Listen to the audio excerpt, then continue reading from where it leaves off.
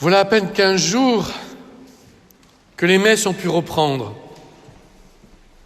Grâce, je le répète à chaque fois, à l'appel courageux d'un certain nombre de chrétiens. Et je ne sais pas si c'est le fait du hasard ou la grâce de la providence, mais j'ai l'impression que la liturgie nous invite depuis à réviser nos fondamentaux.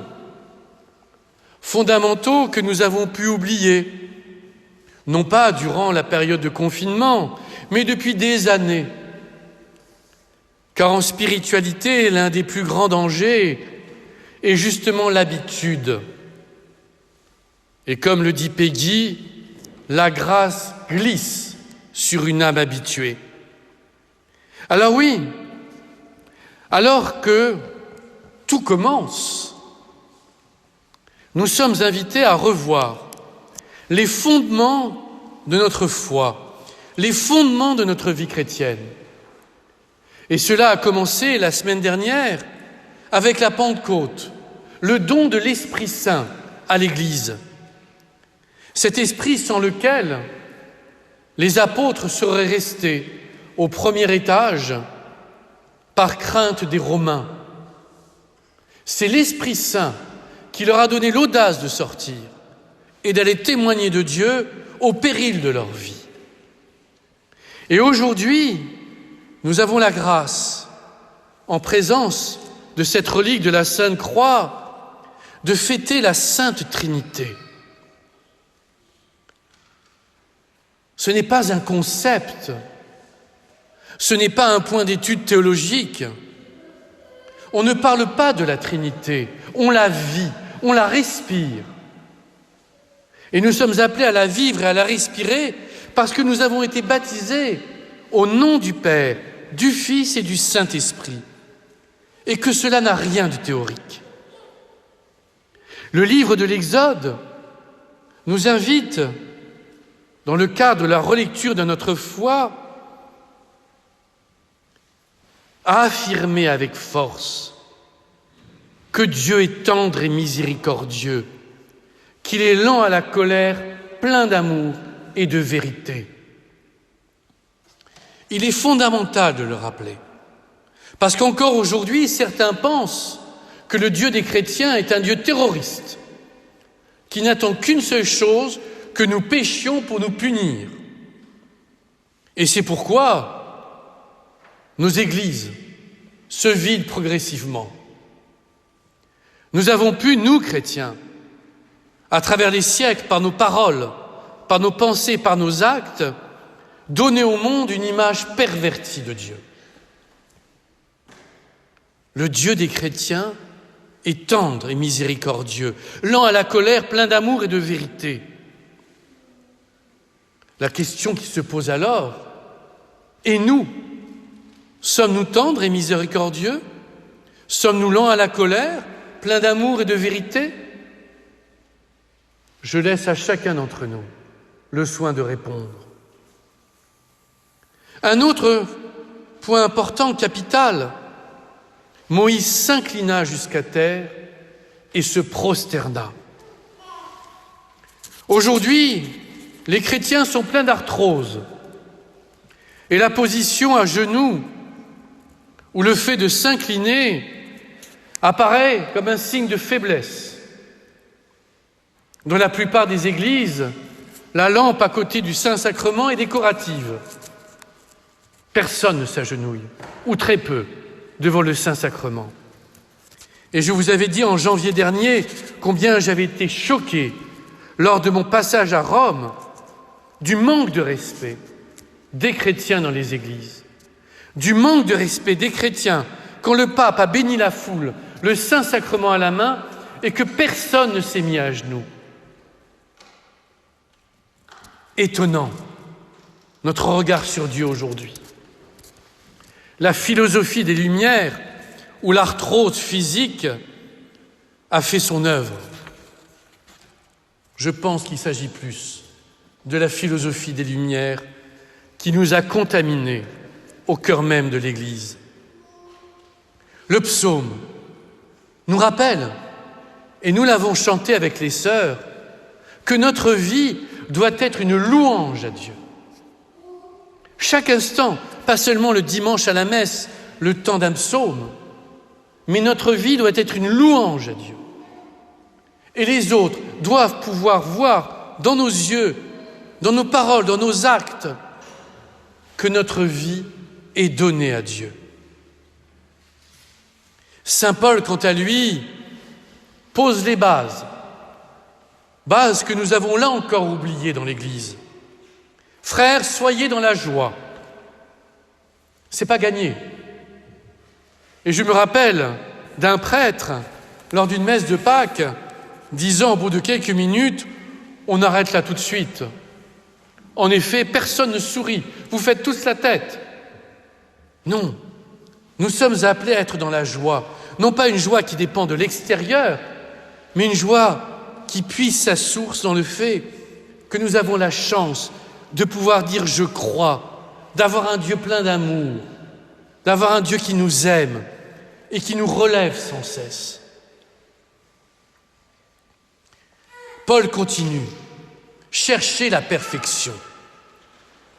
C'est une bonne question. Est-ce qu'en sortant de cette église, nous allons chercher la perfection?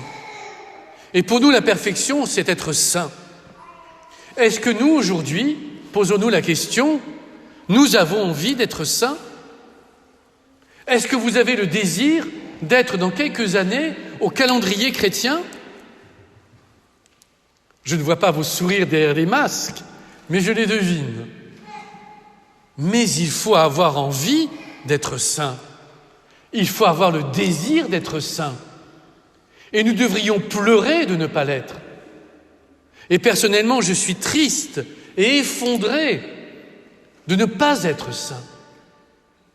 Mais la sainteté n'est pas acquise à la force du poignet, elle est un don de Dieu.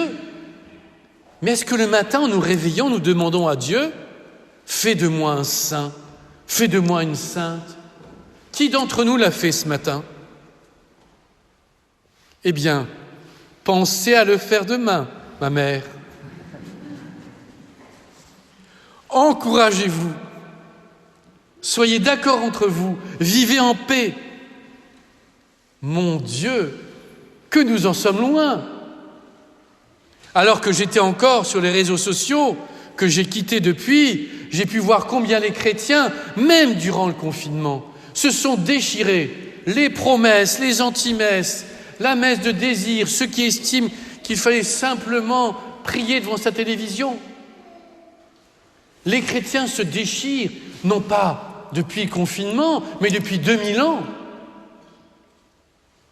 Mais quand les chrétiens se déchirent, c'est le Christ qui souffre. C'est le Christ qui saigne. C'est le Christ qui pleure. Le Christ n'a qu'un désir, que nous vivions en paix et que l'Église catholique romaine soit témoin de cette paix, que les chrétiens dans le monde soient témoins de celle-ci. Alors, le Dieu d'amour sera avec nous. Saluez-vous les uns les autres par un baiser de paix. Baiser interdit en ce moment, bien entendu, mais peu importe. Se saluer les uns les autres, c'est reconnaître en l'autre l'image de Dieu, quelle que soit sa couleur de peau, quelles que soient ses opinions. Et qu'aujourd'hui encore, des hommes, des femmes meurent par racisme est inacceptable. Et nous, chrétiens, avons à l'affirmer haut et fort. En chaque être sur cette terre, il y a l'image de Dieu. Alors, Paul termine en disant que la grâce du Seigneur Jésus-Christ, l'amour de Dieu et la communion du Saint-Esprit soient avec vous tous. Nous atteignons là la plénitude. Mais l'Évangile, là encore, nous renvoie à une base de la vie chrétienne, que nous oublions là aussi. Le Christ dit qu'il n'est pas venu juger le monde, mais pour que le monde soit sauvé. Pourquoi est-ce que de nombreuses personnes, dans l'Église ou en dehors de l'Église, ont l'impression aujourd'hui que l'Église ne fait que condamner. Pourquoi a-t-on l'impression que les chrétiens sont constamment à juger le monde, à critiquer le monde? Ce n'est pas chrétien. Nous sommes appelés à prier le Christ pour que le monde soit sauvé. Alors, oui, en ce moment, et les dimanches suivants vont continuer de la même manière, nous sommes appelés à retrouver les fondamentaux de la vie chrétienne. Je ne souhaite pas personnellement que tout recommence comme avant. Non, ce serait un échec. Je souhaite au contraire que tout soit différent dans notre Église, que nous soyons vraiment témoins de tout ce que le Christ, les apôtres nous disent, de tout ce que les mystiques et les saints nous disent depuis des siècles. Le monde a besoin d'être sauvé, parce que le monde va mal. Et ce virus met en avant les difficultés économiques, les difficultés sociales et beaucoup de choses.